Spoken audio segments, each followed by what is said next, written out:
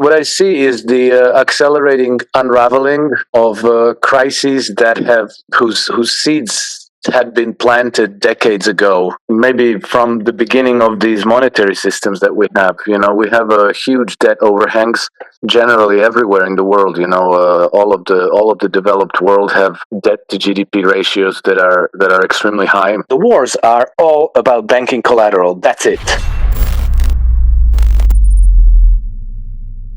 This is an audio recording of an X space courtesy of thecoinrepublic.com, the go-to place where you can keep up to date with what's happening in the crypto space. Tokenmetrics AI analyzes millions of data points to uncover hidden gems, delivering buy and sell signals you can trust. Our AI spots tokens before they moon, helping you stay ahead in the fast-paced crypto world. Join tens of thousands of investors who've taken their portfolios to the moon and beyond. All right. Hi, everybody. Good afternoon, good morning, good evening, wherever you are in the world. This is Crypto Pulse, courtesy of thecoinrepublic.com. This is Crypto Rich. I'm going to be hosting this X Space. This happens once every week, either on a Wednesday or a Saturday, depending upon my schedule. And I bring on some completely wonderful, insightful, intelligent guests. And we discuss various crypto projects, plus also financial and political issues that are going to have a bearing on what happens in the world of money and in the world of crypto. And today's guest is none other than Alex Krainer. He's a regular guest on my channels. You can find me on Crypto Rich BTC on YouTube, ODYSEE, and Rumble. Now, the Coin Republic is a crypto news website. They've been going for several years now, and I recommend you do check them out so you can keep abreast of what's happening in the crypto space. Thecoinrepublic.com. I just want to remind everybody that nothing that we say on this space, or actually nothing that I ever say on any of my shows, should ever be considered to be financial advice. I'm a child protection social worker. Please don't take financial advice from me or from any other vlogger. Do your own due diligence. So good to have you on, because we're doing good to join you all. Thank you for having me. Yes, we're doing quite a few conversations together this over the course of these few weeks. Do you just want to say a little bit about yourself and where people can find you and follow you and what you do? So as far as my day job goes, I'm a market analyst. My job is related to financial services, but otherwise I'm a researcher, author, speaker, published a few books, and I have two publications on Substack. One of them is for investors and traders, called iSystem Trend Compass, covering, I think, about 17 or 18 different financial markets, including Bitcoin. So providing daily trend following trading signals. The other sub-publication is my personal Substack, where I don't publish daily, but let's say that I publish there a bit more thoroughly researched articles from time to time. It's called Alex Krainer's Substack, and here on X, I think I don't have to say it, but it's my handle is @NakedHedgy. So that's my three most active platforms. There are others, but you can find it from there. Yes, no, thank you. And what I would suggest, everybody who's listening, please follow Alex on X. So if you click on his icon, that should take you to his X account, and then you can follow that there. And then that will give you the links to his Substack and also his trend following iSystem. Now, you said that you track Bitcoin. Now, if someone was interested in tracking Bitcoin and the price movements in Bitcoin and trading off that, is that something that they could do using your service? How would that work? Well, yes. Basically, what I have is for Substack subscribers, which is the lowest subscription newsletter that I have. We track about I think 17 or 18 different markets. Bitcoin is one of them. The others are things like, NASDAQ, S&P 500, dollar yen, dollar euro, dollar British pound, FTSE, Japanese government bonds, things like this. And so I have under every market a set of systematic trend following strategies, which every morning we upload the prices from global exchanges where these markets are traded, and then from there we generate trading signals in accordance with these algorithms. And so, generally what happens is that if the trend is up, you get a buy signal. If the trend is down, you get a sell signal. There's a profit-taking signals and stop-loss signals. And so Bitcoin would be just one of the markets in this portfolio. And so, what I'm trying to explain is that you subscribe to the whole portfolio. You couldn't just subscribe to Bitcoin for now. Maybe one day in the future I'll be set up otherwise, and it'll be possible to pick and choose which markets you want to follow. But for the moment, it's like the whole thing or nothing. Okay, and then people can find out more by clicking on your X profile and Yes, going through yes, correct. trend following. Okay, all right. So, Alex, as someone who's worked in the financial markets for many, many years, what do you see is going on currently that would have a bearing on crypto, or even if it's just Bitcoin? Oh well, what I see is the accelerating unraveling of crises that whose seeds had been planted decades ago.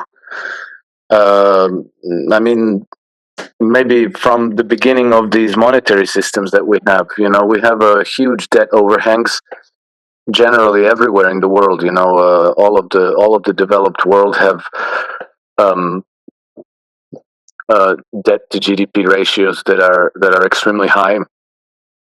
I think well over 100%. Japan, which is the largest debtor nation, is their debt to GDP is 260% at the moment.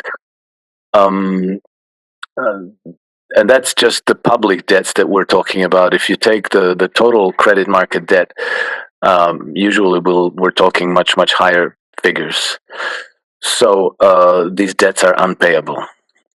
Right. And Okay. so what they would, you have several ways of getting out of unpayable debts. Either you have to increase the wealth in the system, which can be by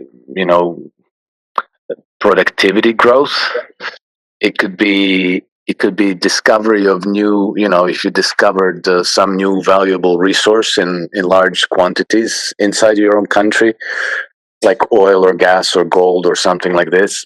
Yeah. Or it would have to be a conquest of a foreign land. Like, I don't know, if you were in the United States, you might think about conquering Canada or Greenland or something like that.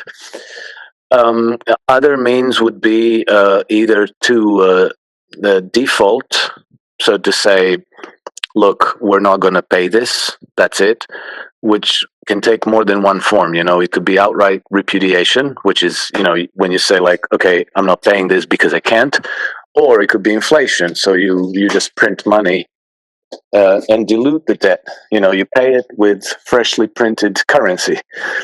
And this last method, so default through inflation, effectively, is pretty much the only politically feasible approach. Because if you try to impose austerity and you say, okay, we're going to be saving less, we're going to charge higher taxes to be paying these debts, it doesn't work. You would cause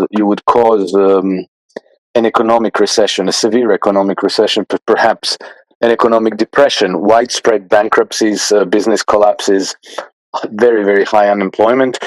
And then that becomes politically difficult to justify and difficult to maintain. So, the political process being what it is and politicians being what they are, they will always resort to the printing presses, and they will continue flooding the system with liquidity to keep it from seizing up. And that means that, for all of the developed economies in the West today, the future is distinctly inflationary. Not only is it inflationary, it's actually stagflationary, because we will have very sluggish economic growth, if at all, and we're going to have very high inflation. And so what that means is that people's people will, the currency that people earn will be progressively losing purchasing power. And so that whole long explanation is to bring home the point that there's a reason why cryptocurrencies are as popular and as demanded as they are today. It's because it's one of the relatively few alternatives to traditional asset classes, because normally you're always kind of corralled towards stocks, bonds, and real estate, which is where most people have the bulk of their wealth. And I think assets like Bitcoin are a true alternative, because they're completely unrelated to the whole system. And this is, I think, why there has been such phenomenal demand for Bitcoin in the markets. Right. Okay. Alex, thank you for that. There's three things I want to say in response to that. So one of the things that I say to my friends and my family sometimes, it isn't that Bitcoin has gone up in value. It's that our pounds and our dollars and our euros have lost purchasing power because the supply has been artificially increased by governments and also by function of the fractional reserve banking, but the governments have just turned on the spigots even more. And then the last point you said about cryptocurrencies, and in particular Bitcoin, people seeking them because people want to preserve their wealth and their value. I want to preserve purchasing power. So, people will have gone to gold and silver, but Bitcoin in particular has certain advantages over them, which is that people can buy a tiny amount. It's not controlled by any central agency, and it's pretty accessible and portable in a way that gold and silver aren't. And then finally, the thing that you said about governments wanting to print money, it fits with the Western governments, European governments, and I include Britain here as well, their drive for war. I can remember the First and Second Iraq Wars. There would always be voices that would say, no, no, no, no, no, we have to negotiate. We have to, seek peace, a peaceful settlement to this. No to war, no to war. Or even back in the 60s, where the US wanted the UK to get involved in the Vietnam War, and the Prime Minister at the time said no. So am I right in assuming that the drive to war, and anybody, by the way, who is opposed to war, like Orban, like the IFD, like George Galloway in Britain, they're far right. They don't say that about George Galloway because that would be a bit of a stretch, right? But then they might say he's got far right sympathies or is on that side of the spectrum. Anybody who's anti-war is far right nowadays. So can you speak to that? Like, is it because they want a cover for the money printing that they want us to go and kill other people, or is there more to it than that?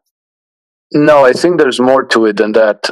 I think, remember, I said one of the ways to preempt the financial collapse was to bring in more additional wealth into the system, right? And the way our systems work is that currency is issued as debt, right? So no debt, no currency. If nobody took on any debt, there wouldn't be any money in circulation. But in order to issue currency, in order to give out loans to people, to businesses, to governments, there has to be collateral that's added to the system. Well, not in case of governments, but for private corporations and individuals to raise debt, they have to have money, good collateral to post with their bankers, right? And so, when an economic system becomes saturated with debt, that means that all the good collateral has been tapped out. It's been hypothecated, and you can't issue more debt on the basis of that very same collateral. So there's a strong incentive to go abroad and to try to wrest control of other people's collateral, meaning other people's systems and infrastructure and natural resources. And I think that maybe in the past decades, there was much less pressure on Western governments to go out in search of collateral. because the debt to equity, debt to GDP ratios were nowhere near as high as they were. There was a lot more good collateral still in the system to be leveraged for new loans. And I think that today there's a this has been, if I was in the hedge fund industry for about 15 years, and for a very long time there was talk of shortage of collateral. And I think it's come to the point of British, European, American financial systems pretty much scraping the barrel to keep afloat. Um, and so Russia and the Middle East and Ukraine, they're very, very resource-rich countries. So if you could orchestrate a regime change there, or conquer the countries, impose your own governments, then these governments would be more forthcoming to allow Western corporations to exploit their own resources. And these Western corporations, I don't know, we're talking about companies like Rio Tinto, Royal Dutch Shell, British Petroleum. There's hundreds of these corporations, so that I don't try to name them all. But basically, they are all clients of these big Western banks like RBS, like Bank of America, J.P. Morgan, Barclays, and so on. And so if they took control of collateral in Russia, in Iran, in Ukraine, and so forth, then they could post that collateral to raise multi-billion-dollar loans with Western banks, and that wealth then would effectively become the wealth of Western financial systems, because once you issue a loan against something, that loan is an asset on your balance sheet. So you're again growing your loan book, and all those loans have to be paid back with interest. And so your banking system receives blood again. It's kind of like a vampire. It needs to take blood of its victims, and then it gets to live again. But if then you have these mullahs in Iran who won't share their resources, that is, they won't share our resources with us, and you have evil Vladimir Putin in Russia who won't give us Russia's resources, then you have to go and take it by force. And of course, they won't come out on BBC and Channel 4 and so forth and say, well, we have to go to war against Russia because they won't give us their resources. They have to start talking about human rights and democracy and civilization and spreading the word of Christ, and all of these things that have been used for centuries now as justifications to conquer and pillage and plunder and enslave and colonize and effectively plunder the wealth of other nations. And this has been the business model of Western colonial powers for 5 or 6 centuries now. And so this is what's still going on. And so, contrasting today with what may have been the case a few decades ago, I think that the only difference is that the pressure a few decades ago was lesser. There was less pressure. Today, like the fuse has burnt almost to the end, and the pressure is enormous. It's almost existential. The whole system will implode if they don't manage to, pull off a regime change in Russia or in Iran or another resource-rich nation. So I think this. Yeah, go ahead. Yeah, and it would need to have major riches, like a lot of riches, like Canada, like Russia, which I think has $75 trillion worth of resources there. Yeah, and so you can usually, if they say it has an estimated $75 trillion in natural resource wealth, well, that means that you can leverage that into even more credit creation, because we have in the Western system, we have this wonderful thing called fractional reserve lending. So that I don't know if BP obtains a new $1 billion loan from RBS, for example. So that's a brand new $1 billion on RBS's how do you call it, balance sheet, and that's going to be a lot of cash, which can then be uh, used as collateral for further loans. You know, Okay. and all of the people who are going to be getting jobs, they're going to have their salaries paid, and then those salaries, their jobs will be security for getting real estate loans. So you end up being able to inflate further financial and housing bubbles, right? That happens for real. And on my Substack, I documented. I came across research by one Regan Boychuk, a Canadian researcher and independent investigative journalist, who traced how Alberta's oil sands were leveraged by Rockefeller interests in New York to pump up the housing bubble in the early 2000s, if you recall, the bubble that burst in 2008. And so it started happening from the moment when U.S. banking interests obtained control over Alberta's oil wealth, which is estimated at about 175 billion barrels. Value more or less $9 trillion. And on the basis of that, they managed to pump up something like a $5 trillion housing bubble, in addition to other things. I'm just talking about the effect of this collateral on the housing market. Of course, we know that the housing bubble then burst, but no large bank went bankrupt, and no senior banking executive went to prison or was charged criminally or otherwise for this. But the heist in total, as I documented in one of my articles, the total heist was something like the wealth transfer, right? The plunder from the banking system, from the society at large to the banking system, amounted to about $80,000 US per man, woman, and child living in the United States.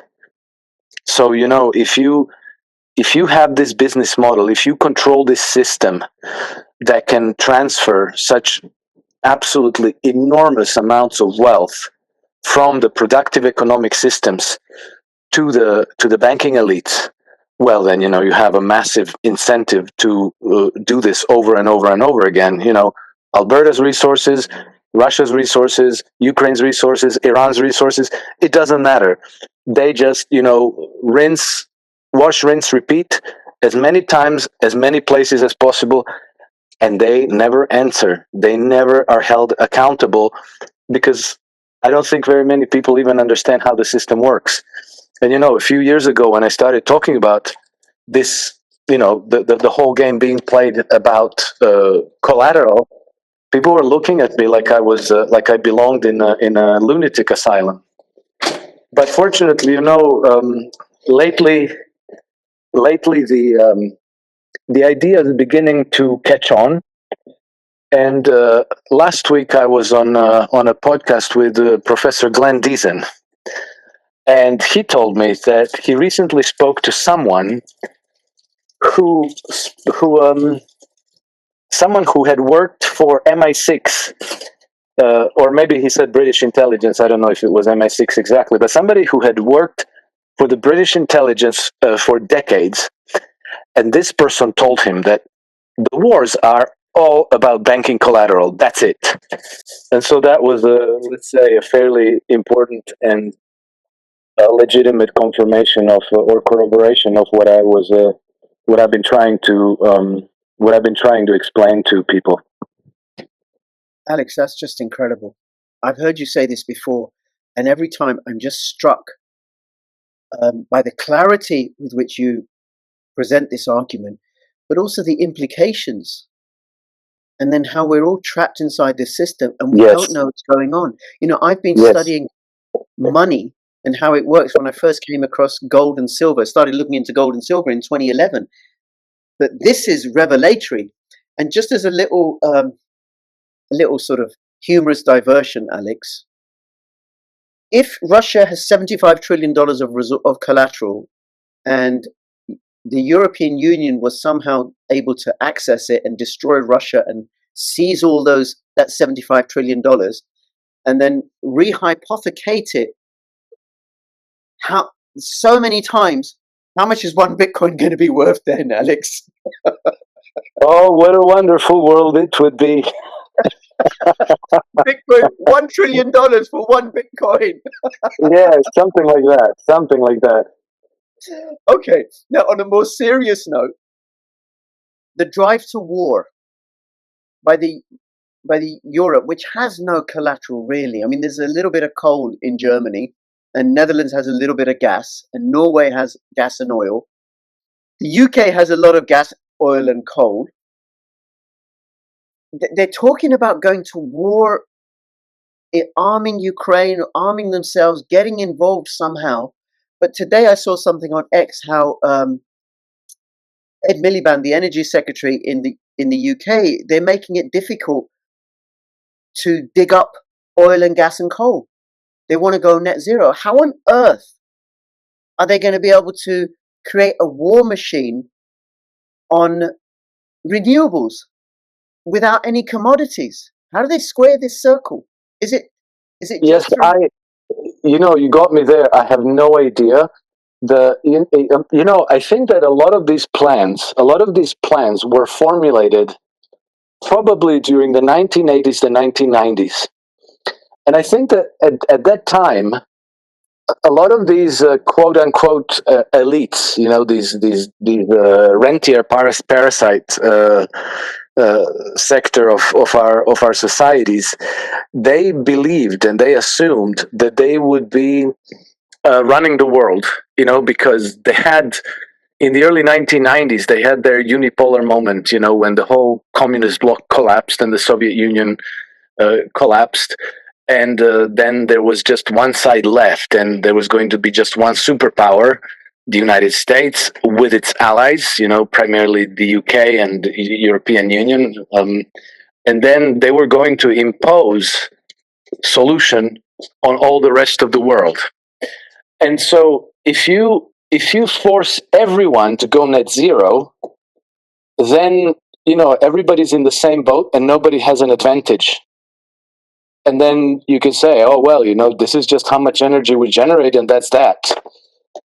But if you have countries like Russia, China, Iran, I don't know, Venezuela, India, who say, well, we need energy, so we're going to be developing nuclear, and we're going to be using coal and oil and gas and everything that we need, then you're setting yourself at a massive disadvantage. Not only that, you can no longer run blast furnaces and produce steel. If you don't produce steel, you don't have a military industry.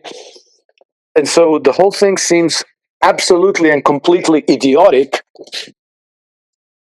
And then the consequence of this is that you're just digging yourself deeper and deeper into the hole. But I think that these people are they're just simply implementing plans that had been formulated decades ago, and rather than adjusting them and saying, look, this no longer makes any sense. The Russians are using oil and gas and coal and developing nuclear power. The Chinese are doing the same. The Iranians are doing the same. The Indians are doing the same. We're just basically deindustrializing and disarming ourselves to their advantage and our detriment. But instead, it's become like an orthodoxy that you may not question. And if you do question it, then you're, I don't know, an anti-Semite and a misogynist and a Nazi and whatever else they tell you. And so it becomes, I think, kind of like a monomaniacal zealotry, that you just pursue a goal because the goal had been set, and you don't think about wider circumstances and the need to reassess the plans and change course.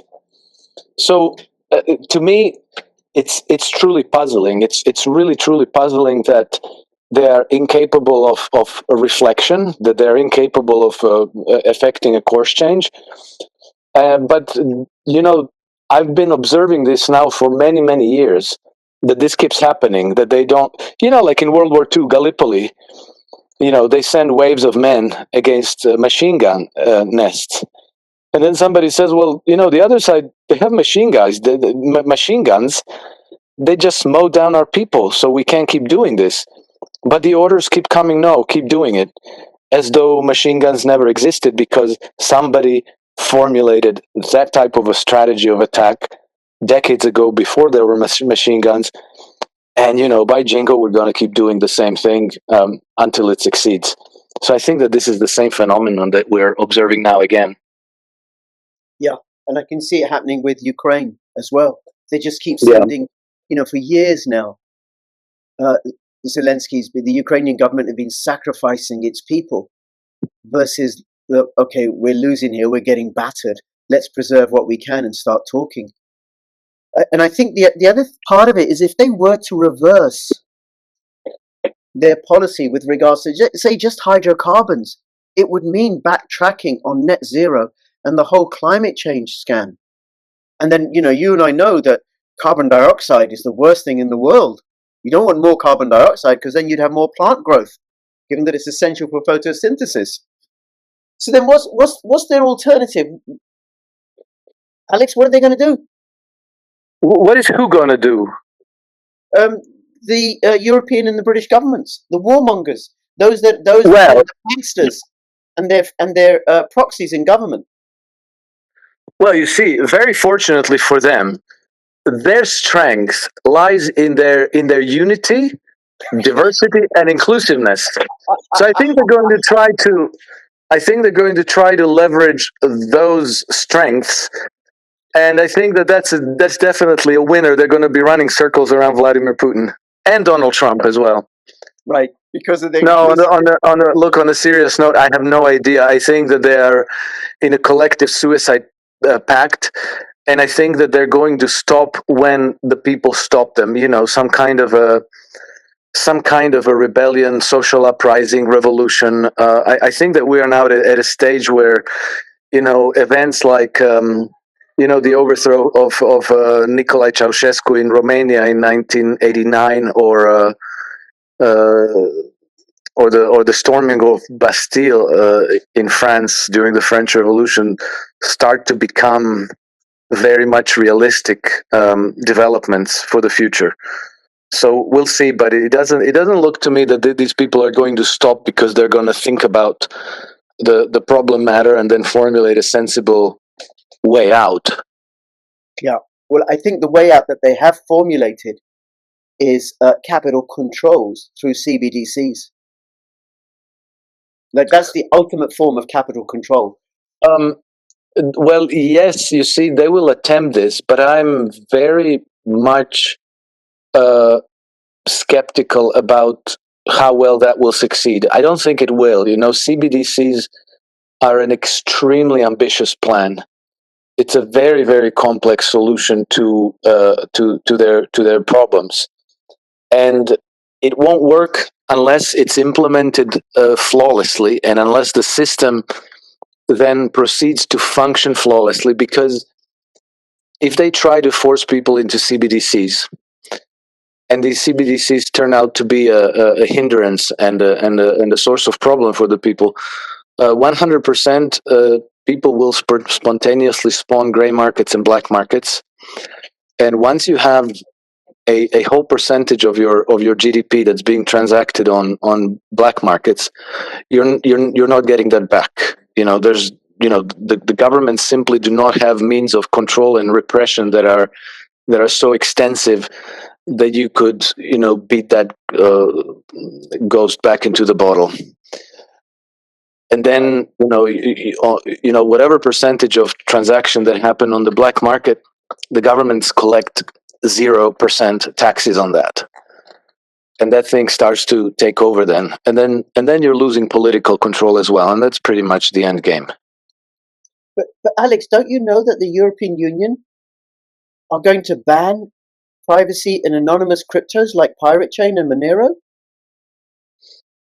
Well, yes, I do, but let's see how well they will be capable of doing this. I don't, I think that they are kind of lost at sea. I think that they know what they would like to do, Yeah. but I very much doubt that they will be able to do it. So Alex, are you saying that banning privacy, banning private, secret, untraceable cryptocurrencies won't work? I don't know. Here, Alex. No, but I'm seriously considering it. I don't know. They might have means to try to do certain things, but when it's like a whack-a-mole thing. Like you try to force people over here, and then people escape over there. So yeah, well, that's obviously not going to work. But they will be trying to. They will be. They will be fighting the people until they are defeated, because in the end the people win over. It's it's only a matter of time. Even even if you look at Soviet Union was a horrible thing. It was hugely repressive, and it collapsed nevertheless. It did last 3 generations. It did last some 70 years, but it still collapsed. It couldn't. Even when you controlled the courts and the police and the media and the military and the spy networks and the banking industry and absolutely everything, it still collapsed. So And this why was that? And how could that play out in the European Union? well, because you have a very, very small minority of interest in society who wish to corral and control and repress a very large majority. And so we're talking at best 1% to 99%, but it's even worse than that. It's probably a small fraction of 1% against everybody else. And so you're trying to use another few percent of the society to be, the teachers and the courts and the policemen and the academics and doctors and think tankers and lawyers and so forth. But you're still, it's I don't know if a good metaphor is a dam and a big lake accumulating. Right. And so the dam can hold for a little while, but in the end there has to be a whole lot of commitment. And other than that very small percentage of 1%, other people don't have so much commitment. They're in it for their salary. Very few are in it out of their convictions. And so the whole discipline, the whole commitment kind of withers away. Even I grew up in the communist world, and I grew up in former Yugoslavia, and even in the aftermath of World War II, when the communists took power, maybe they were very zealous and defensive of their communist revolution in the 1940s and 1950s. But then this whole zeal kind of dissipates, because it's related to the ideology, and people don't really care. They go to work to get their salaries, and then they don't spend time in private thinking about what can I do today to advance the cause of our glorious revolution. They think about they think about I gonna want to go out watch a game with my buddies, or I want to take this girl out, I want to invite my friends over for a barbecue, and they think about buying clothes for their children, the mundane things. They don't think about what the very, very top elites in society would like them to think about. They're concerned about themselves and their families and their friends. And so the whole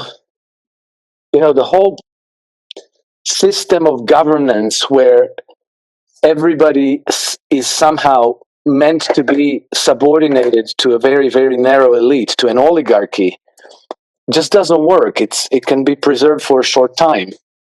And if they're very brutal and repressive, then maybe it can be preserved for a few decades, but then it eventually falls apart all the same. It always has done.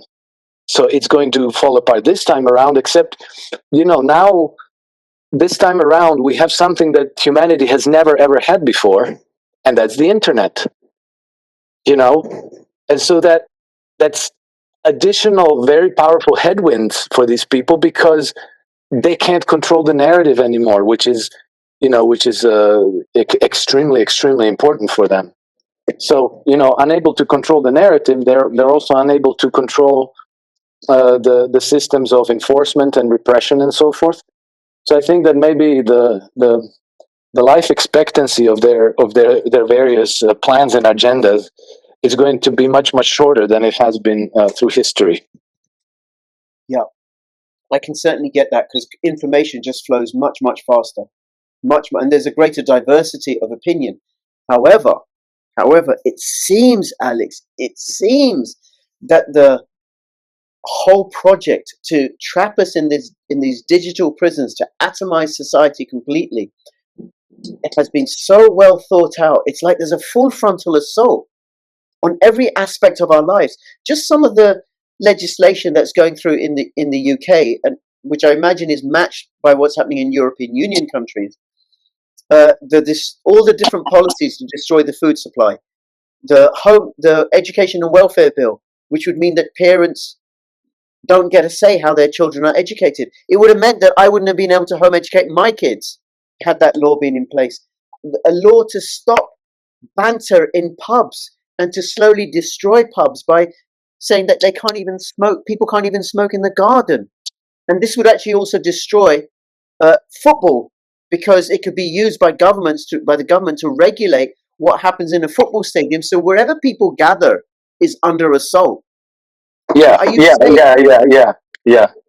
exactly. even that sort of control, the low traffic network, so we can't travel more than 15 minutes. Are you saying that? Oh, I mean, I could go on, and I do on my channel, quite a bit about this, right? Yes. Are you saying all of that is going to be insufficient? Because it's the sort of hold that the Soviet Union never had. Well, I don't know that under Soviet Union they've tried to go so far, but look at how that's going. They were placing all these very high tech, ultra low emission zone cameras everywhere, and then as soon as they put them up, the people would take them down. Do you see what I mean? Yeah. And the same thing will happen with the markets. If you try to if you try to force people into CBDCs and then say, like, okay, you can have 10 liters of petrol per week, I guarantee you that there's going to be somebody entrepreneurial in the community who's going to go and steal a tanker full of petrol, and they're going to be selling it at some speakeasy place, and people are going to go there. In order for them to tie this up completely, they would need to put control, the digital IDs under our skin. They would have to chip us all. And so I think that unless, sorry, people will resist that. Yes. There were people. I think there were people who were willing to die rather than have the mRNA injection, and I think there are people who would rather die than give in to having a chip implanted. Yes, correct. And so, if your control device is your telephone, your smartphone, as it is today, then you can always leave it behind and walk somewhere, and then transact in cash, in gold, in silver, in cigarettes, in Bitcoin, in whatever, and that's going to be out of their control. If they put it under your skin, well, then you're cooked. Then that's the equivalent of accepting chains on your ankles forever. And if people accept that, then everything I told you today is wrong and mistaken. But I somehow feel that while some people will be talked into taking a chip under their skin because, oh, it's so convenient, you have all your medical data and your money and your bank account and your ID and everything. Look how easy it is to go through the lines at the airport. They will create incentive inconveniences, and some people will fall for it. But I think that a large segment of society will say no. And I think we're probably talking more than half. And then their whole system doesn't work, or it works on only partially. And it can't, see, the problem is that for them, either it works completely or it's a failure. And I think that there's no way in the world that it's going to work completely. So I think that the odds of them succeeding are next to nothing. Yeah. I completely get it, because if there's a tiny, tiny crack, that will get exploited. Exactly. That's like that dam. Like you build the dam, but there's a crack in the dam, and it's only a matter of time and sufficient pressure when it's going to collapse. Yeah. Alex, thank you. We must give a special mention to Pirate Chain and Monero, but I'm a particular fan of Pirate Chain as a completely anonymous, decentralized cryptocurrency. So, with Bitcoin, Alex, you can follow the transactions, and you can use chain analysis to find out how much Bitcoin went to which wallet and where it went from there and where it went from there, and so on and so on and so on. With Pirate Chain, there's no data on the blockchain. Nothing. It's as good as cash, but across distances. Just want to say that to you. Okay. Alex, do you want to let people know where they can find you once again? Yes, of course. Thank you. They can find me on Substack. I have a personal publication called Alex Krainer's Substack. I have a market publication, which is daily, called iSystem Trend Compass. And I'm active on this platform. My handle is @NakedHedgie. Yes, absolutely. And people can connect through all of those via his X profile. And Alex was on my channel last week, and he's going to be on him, and Tom, who's also been on the X Space, Tom Luongo, are going to be recording on Friday evening, and that'll be posted over the weekend, so you can follow me there. And please do follow the Coin Republic on X and go check them out, thecoinrepublic.com. Thank you to Varuni, thank you to the Coin Republic, and thank you to Alex Krainer. Wishing you all the very best. Bye-bye. Thank you for having me. Bye-bye.